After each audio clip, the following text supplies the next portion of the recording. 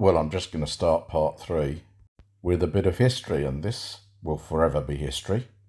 His personal recognizance appearance bond in the city of Denver. So, Paul Unslaved, or Paul Laporta, have you run from this? Are you like Chile and Ohio?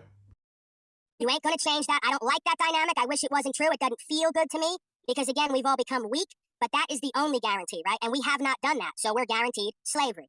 There's gonna come a time then when I get pulled over, because so just my experience, David and Paul, is I've been traveling the country now for almost a year, and what I'm seeing all over the country is I'm a cop. I pull over David for jaywalking. He doesn't pay his fee for jaywalking. Then I suspend his driver's license, and then when his driver's license is suspended, then he gets pulled over. He doesn't have a driver's license. His car gets impounded. Now he's got a choice. He can bail his car out of jail. He can bail himself out of jail. He bails himself out of jail, but now he's got a $550 impound fee. Can't cover it. Within 10 days, I got a $780 impound fee. I have no idea where Chile was going with that.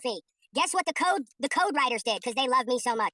They said that you can no longer demand cash at a public service corporation known as a towing company who has a contract with another public service corporation known as a policy enforcement department. They got together and did contract to take my property and profit off of it without a proper claim. You know what that's called? It's called RICO and many other things under federal code. Now, he didn't just say that having your car towed is some kind of organised crime.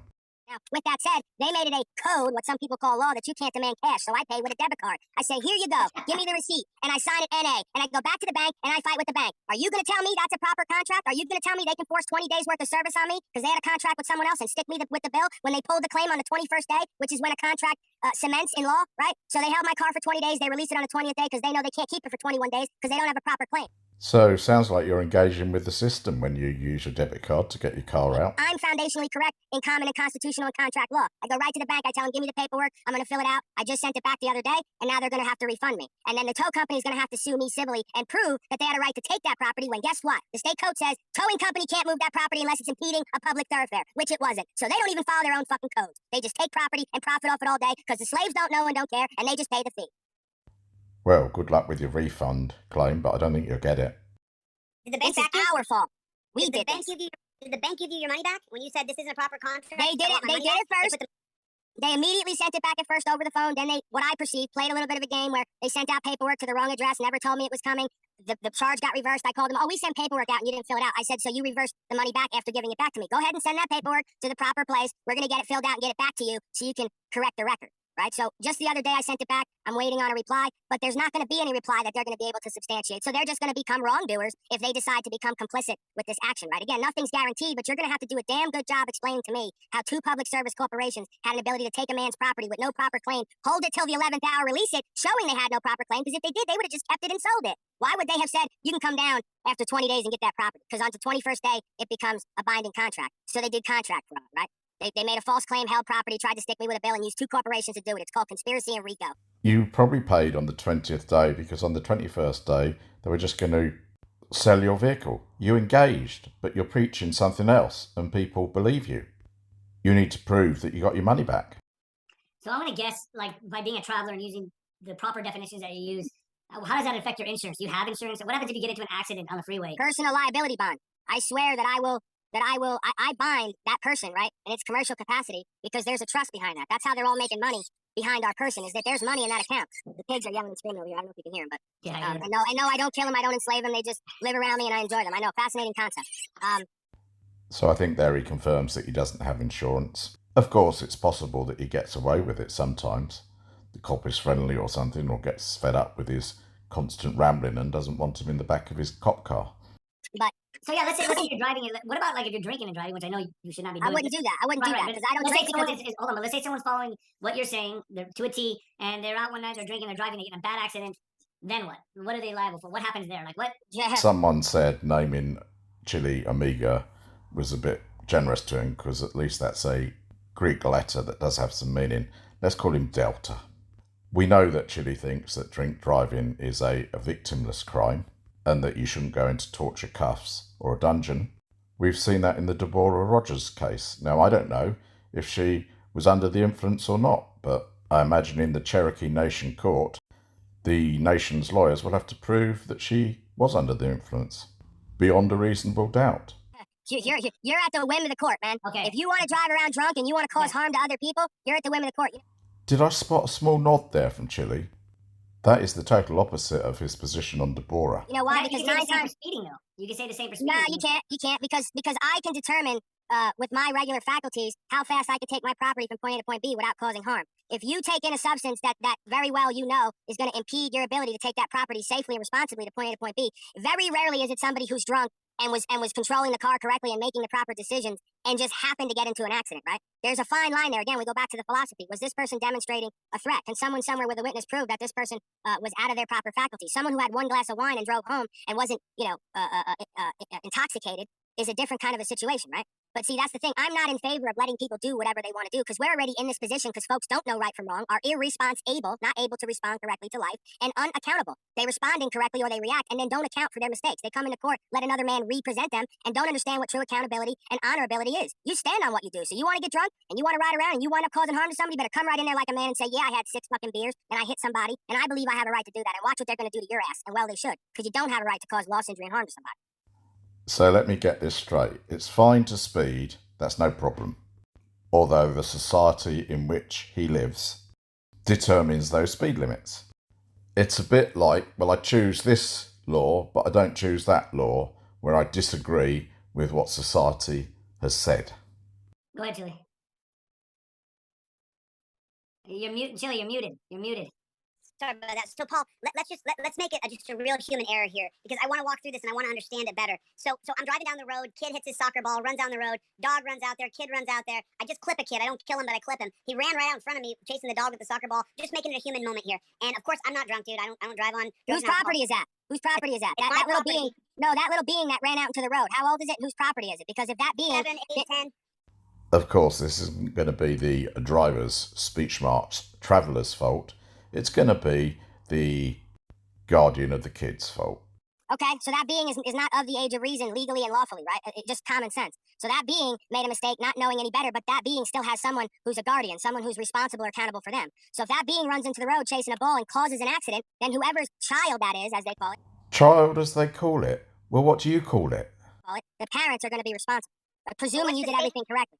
What's the state's response going to be? Because what I did was I registered my car, I put in a corporation, put the corporation number as my license. I believe that you said something similar to that. I hope I'm correct on that. And then I registered my car into a corporation. I put the corporation on my license plate, and then I don't have any insurance because I signed a personal bond. And then I hit that kid. What?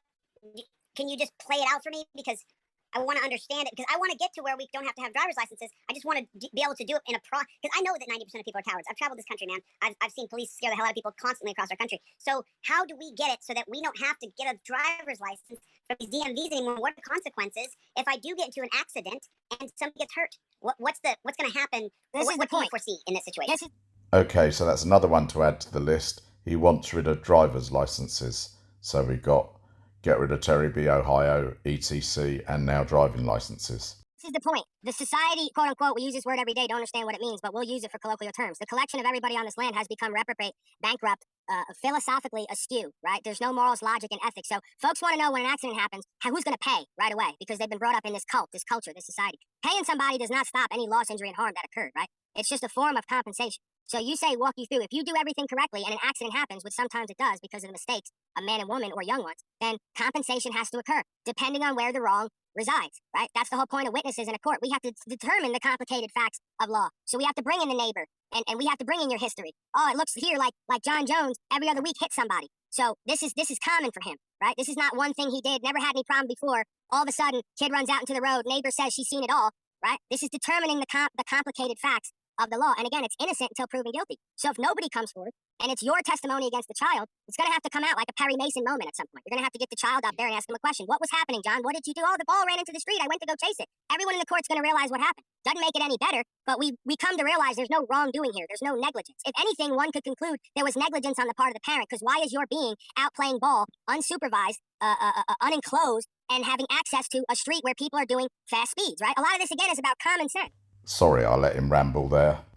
I was going to stop at culture. You're in a cult. Did you know that? But common sense seemed a good place to make a comment because this guy shows no common sense. That's the reason why there are speed limits, you idiot. And the society that you seem eager to move away from, to live out in the desert somewhere, would probably say good riddance to you. It's about understanding self and our accountability and responsibility and mitigating harm. And then if harm or loss or injury occurs, we have to compensate. We have to make right and reconcile. Right? So my understanding of this is basically we've been taken over through subversion, and the government is manipulating definitions of words, and people just don't have the comprehensive skills to understand what they mean. This is not government. The federal code. I did want to stop it there because of the thumbs up. Again, Chile showing that he is in full favour of Sovset ideas. All outline this stuff. The federal codes oftentimes are more succinct with the philosophy of law, right? And they'll even say, well, that's not true because states' rights, just like we sell weed and federal law says that we can't do that. Yeah, but selling weed is pursuit of happiness. It's constitutional. Taking my right to move around freely and charging me money is slavery. It's interfering with my rights. So states have rights. Again, these are corporate bodies. It's all corporation. But the government is not doing anything. Local and state mostly, and probably some federal. We see it. Like, this is, again, ubiquitous because this is a human condition. It starts in the mind. It starts with misunderstanding. It starts with misinformation. It starts with lack of knowledge itself. So you see it everywhere, right? We're not going to pick on the feds or pick on the locals or pick on the states. This is everybody. The only reason public servants could believe and do what they do is if everyone they were serving was under the same mind control, right? If every man and woman was walking around knowing who they were, what they were not, what government, quote unquote, or public service corporation role was and stood on that, we wouldn't have these problems. So all of us collectively on both sides don't know who and what we are. We don't know the difference between legal and lawful. We don't know what our rights are and what our rights are not. We think every day we say, thank you for your service to some group of people in a corporate capacity who took someone's rights. You don't have a right to do that behavior. And thanking them for their service, there's two types of service, right? Oh my God, you made me continue with these streams. He really is gaga, and of course Chile's agreeing with everything he says. I mean, Chile gaga, possibly. But originally service went back to a bull on a farm. You would tie the cow up and the bull would come in to service the cow. Means you're getting fucked. I don't mean to be crude and lewd and rude. I'm just taking it down to the street level of someone drinking a beer and watching football, right? So when you thank folks for your service, you're thanking them for screwing you. I wonder if he went to a Bobby Law seminar. And you wonder why we're at where we're at. So then, Paul, what's the pathway forward? Because, whether or not everybody understands what you're saying is one thing, but David Nino Rodriguez was 100% correct in his assessment. They do change the meaning of words, none more famous than in Terry versus Ohio, where they changed the meaning of arrested to detained. It makes no sense. During the oral arguments, they literally changed the meaning of the words, detained to arrested. Sure, but is that the government doing it, or is that a collection of corrupt, bankrupt, unaccountable, irresponsible, fraud, defalcators who are doing that, right? Because the whole government is not in conclusion with that. What's the path forward? How do we get this reality where we don't have to get a driver's license anymore? What are the constitutional proper steps here to make it so that David and I no longer have to renew our driver's licenses? Can the constitutional law scholar not work that out? I mean, to me, it's pretty obvious what the steps are. Not that I'm suggesting this will ever happen, but driving licenses were introduced by code and statute, and no doubt their removal could be done in exactly the same way. It's not complicated, not rocket science, Chile.